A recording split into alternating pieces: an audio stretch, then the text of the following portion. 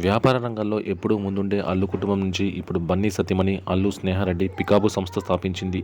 ఈ సంస్థ సమర్పిస్తున్న ఫైర్ ఫ్లై కార్నివాల్ని శనివారం మాదాపూర్ ఎన్ కన్వెన్షన్లో నిర్వహించారు. ఈ ఫ్యామిలీ కార్నివాల్ గ్రాండ్గా చేయడం కోసం పికాబు సంస్థ టాప్ స్టిచ్ సంస్థతో జతకట్టింది. ఈ కార్నివాల్కు ముఖ్య అతిథిగా అల్లు అర్జున్ హాజరయ్యారు. ఈ సందర్భంగా అల్లు స్నేహారెడ్డికి, నాగురెడ్డి, స్మితారెడ్డికి అభినందనలు తెలిపారు బన్నీ.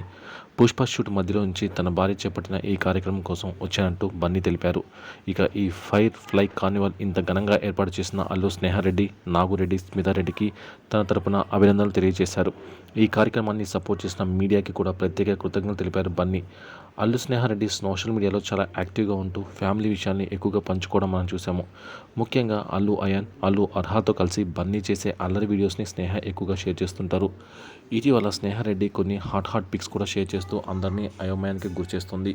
ఇప్పుడు బిజినెస్తో రాణించాలని స్నేహారెడ్డి భావిస్తుండడం విశేషం.